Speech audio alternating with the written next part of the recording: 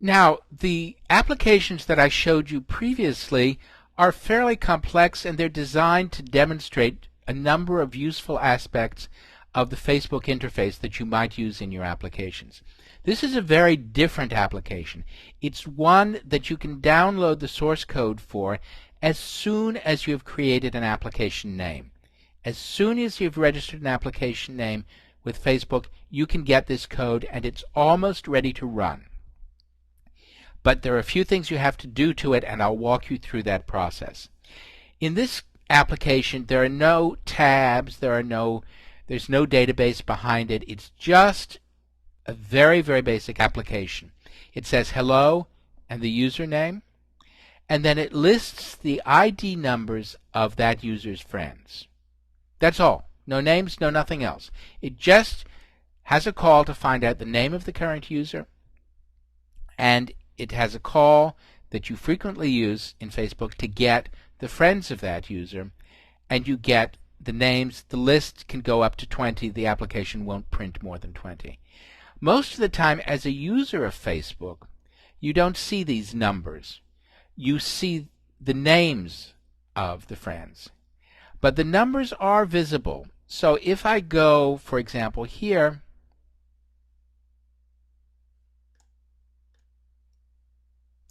I can see the ID number of that person. That is the ID number that that sample app produced in that list. So ID numbers for people on Facebook really are visible to the public, but you don't use them. As an application developer, you do use them. So this is how we develop Facebook applications. We are living as developers of Facebook applications inside this area of the window.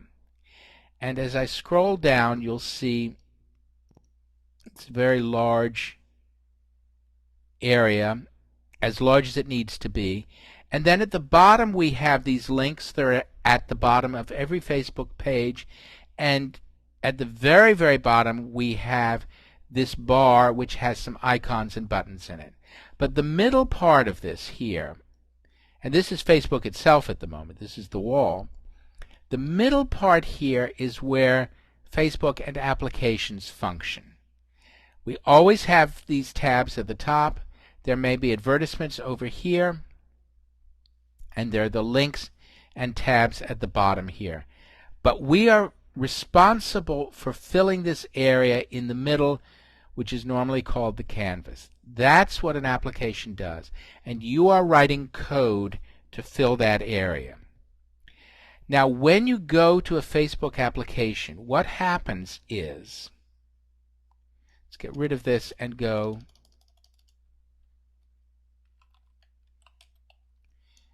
back to that sample application.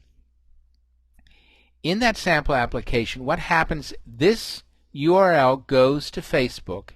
Facebook recognizes that it's an application, and it calls the application's code that you will write to construct this information to be displayed, and then it places it in the window here with ads, with tools at the top, with the links and information at the bottom.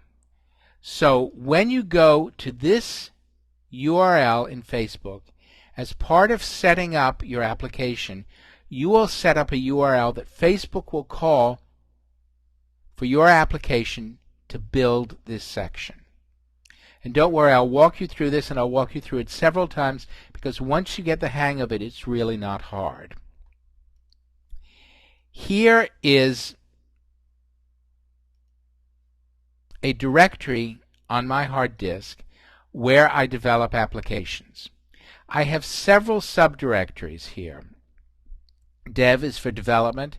I also normally have another directory called production or prod, which is where the live versions of applications live.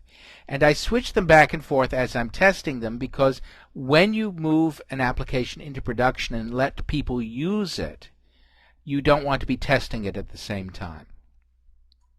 So within the developer folder here, I have the two applications that I've demonstrated to you so far.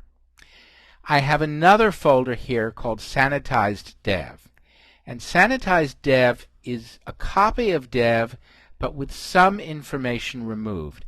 And that's what I will be showing you usually in this tutorial. If you are setting things up in this way, your development folder would be Dev. But a Sanitized Dev folder is a folder that you will normally not be creating. But this enables me to keep my development separate from this. What am I hiding from you? Okay, inside this application, there are two folders. There's an images folder, which contains images for the application if I need it, and an FB folder. And the FB folder may contain a notes folder, which I use. You probably have it if you're using Dreamweaver. It has the application itself, which lives inside this folder, and it has client, and these files are downloaded from Facebook. This is the set of Facebook's files that are referenced from the application files. In this case of the sample, there is only one file, index, and it requires the Facebook code, and it requires two secret keys, the API key and a secret key for your application. And this is what I've sanitized. I've removed these so this file will not run because it requires these keys. So this is the structure we're going to be looking at. Local files, usually in two different folders. One is the folder of files that you download from Facebook, and the other is the folder in which your files live. A more complex application might have the FB folder, the client folder, the same files you've downloaded from Facebook, but the application for a more complex application has many, many files in it.